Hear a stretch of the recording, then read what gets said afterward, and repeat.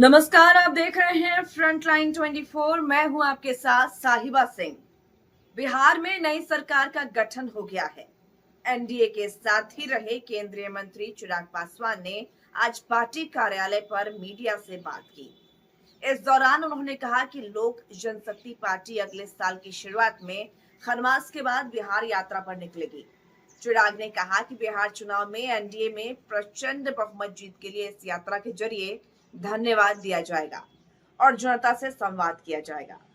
उन्होंने नए सिरे से दलित सेना बनाने का भी ऐलान किया। इसकी जिम्मेदारी उन्होंने अपने जीजा एवं लोजपा आर के जमुई से सांसद अरुण भारती को दी है। चिराग पासवान ने शुक्रवार को पटना स्थित पार्टी कार्यालय में प्रेस कॉन्फ्रेंस को संबोधित करते हुए कहा कि और इसकी जानकारी भी दी।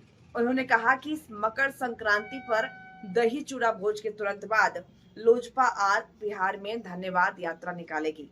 इसके जरिए हम लोग एनडीए की प्रचंड जीत पर जनता को धन्यवाद देंगे। चिराग ने कहा कि उनके पिता दिवंगत रामविलास पासवान ने लोक जनशक्ति पार्टी के गठन से पहले दलित सेना बनाई थी। वह उसी के लिए जाने जाते थे। अपने पूर्व केंद्रीय मंत्री पशुपति पारस पर निशाना साधते उन्होंने आरोप लगाया कि उनके चाचा ने पार्टी के साथ साथ दलित सेना को भी हड़प लिया था, इसलिए लोजपा नए सिरे से दलित सेना का गठन करेगी। उन्होंने आगे कहा कि इसकी जिम्मेदारी अरुण भारती को दी गई है। बिहार चुनाव में लोजपा आर के अच्छे नतीजों को देखते हुए कयास लग रहे थे कि चिराग एनडीए से किसी बड़े पद की डिमांड रखेंगे, लेकिन ऐसा हुआ नहीं। जब उनसे इस बारे में सवाल किया गया तो चिराग पासवान ने बड़ा बयान दिया। चिराग पासवान ने कहा कि चिराग पासवान कितना और लालची हो सकता है। डिप्टी सीएम के पद की मांग कर लेना तो लालच की बात होगी। चिराग पासवान ने आगे कहा कि आप खुद देखिए मैं कहां से आया हूं। साल 2021 में मेरे संघर्ष का दौर सबने देखा। उस समय मेरे आसपास एक आदमी नहीं दिखता था। कहीं कार्यक्रम करना है तो सोचना पड़ता था कि 10 लोग कहां से आएंगे, व्यवस्था कैसे तैयार होगी। तो चलिए सुनते हैं क्या कुछ कहा है चिराग पासवान ने इस प्रेस कॉन्फ्रेंस में। जनता दल यूनाइटेड के मंत्रियों के विभाग भी मेरे हैं, तो भाजपा के मंत्रियों के विभाग भी मेरे हैं। मेरे विभाग भी जदयू के और भाजपा के भी हैं। एक यूनिट एक टीम के साथ हम लोग कार्य कर रहे हैं। बट स्टिल अगर आप कोई स्पेसिफिक जानकारी आप जानना चाह रहे हैं तो मैंने कोई मंत्रिमंडल विशेष तौर पर कोई मांग पार्टी की तरफ से नहीं की गई है। बट मुझे लगता है कि बहुत जल्द उसकी घोषणा कर दी जाएगी। विभागों का बंटवारा हाँ आ रहा हूँ। पहला सवाल ये है कि आरजेडी ने ऑफिशियल पोस्ट किया है और परिवारवाद को लेकर सवाल खड़े किए। पहला सवाल और दूसरा सवाल साथ ही में मैं कर लेता हूँ। 2 संजय को बड़ी जिम्मेदारी आपने दी है, आपने 2 संजय पे विश्वास किया है, उधर वाले संजय पे एक बड़ा सवाल खड़ा हो। अरे प्रभु, कहाँ से कहाँ तारों को जोड़ा जाता है। बहरहाल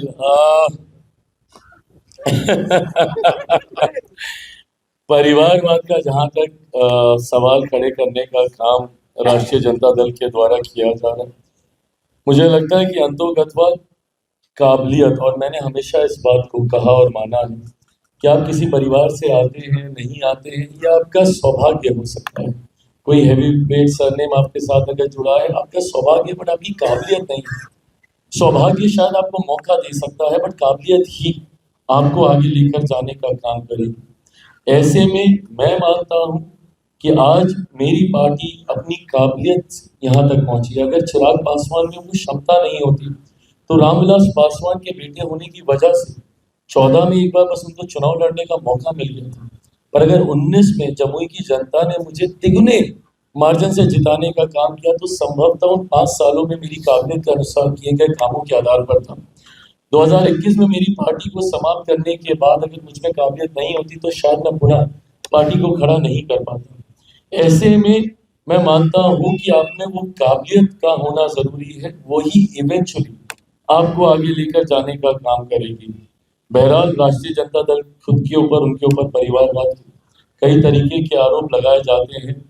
मुझे लगता है कि ये वो समय है जहां अपनी काबिलियत उनके परिवार के सदस्य दिखा सकते हैं। संघर्ष, कठिन परिस्थितियों में आपका संघर्ष आपकी सही पहचान कराता है। यहाँ से अगर वो निकाल देंगे तो यकीनन काबिलियत होगी। बट अगर किसी वजह से अगर वो चूक जाते हैं तो आपकी काबिलियत पर सवाल उठेंगे।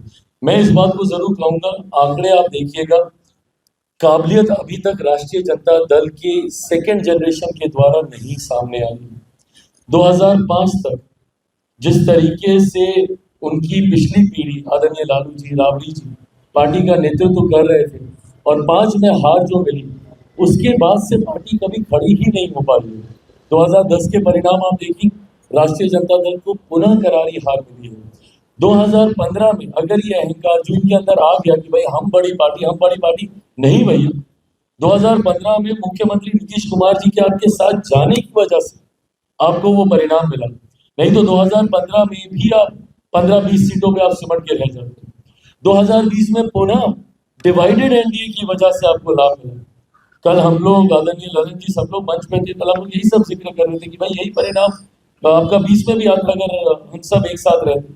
2020 में अगर यूनाइटेड एनडीए अगर आपको देखने को मिलता तो एक बार फिर से राष्ट्रीय जनता दल, और अगर निरंतरता में ये रहता तो आज तो उस पार्टी का नाम लेने वाला भी कोई नहीं रहता।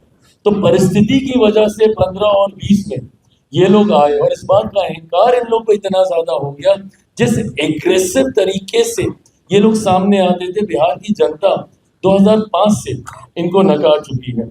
और जहां तक आपने नाम का जिक्र किया, मेरी पार्टी ने नाम से ज्यादा काम को प्राथमिकता देने की सोच रखी है। तो ऐसे में 2 ऐसे नेता हमारे यहाँ पर मंत्री पद पर विराजमान हैं, जिनका एक का मैंने जिक्र किया कि भाई हमारे जिला अध्यक्ष रहे हैं। बेगूसराय में एक छोटे कार्यकर्ता की भूमिका से यहाँ तक आना, ये इनके काम को दर्शाता है।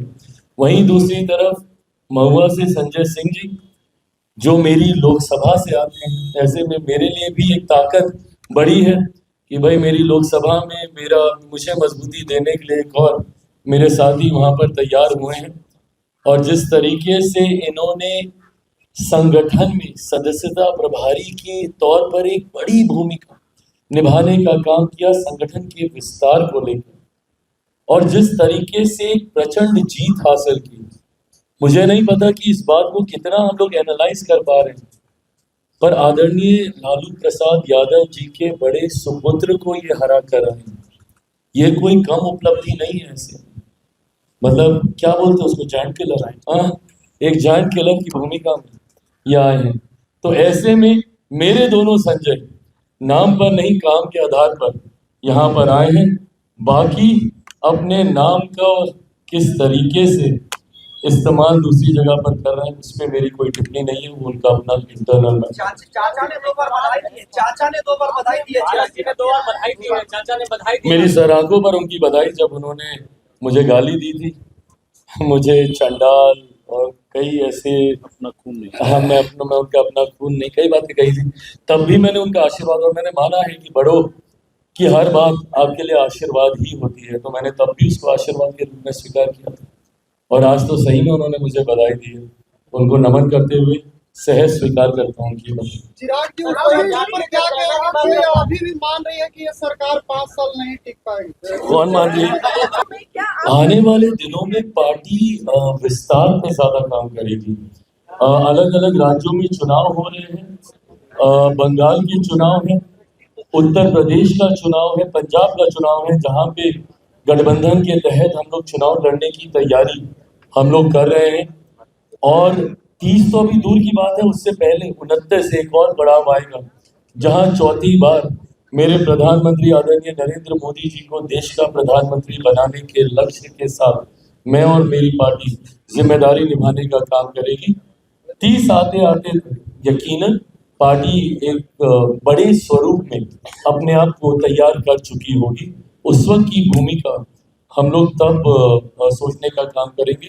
पर मैं ये मानता हूँ कि जो एनडीए गठबंधन है, ये अपने में इतना स्ट्रॉन्ग और विनिंग कॉम्बिनेशन है, जिसके सामने मैं नहीं मानता कि अब कोई और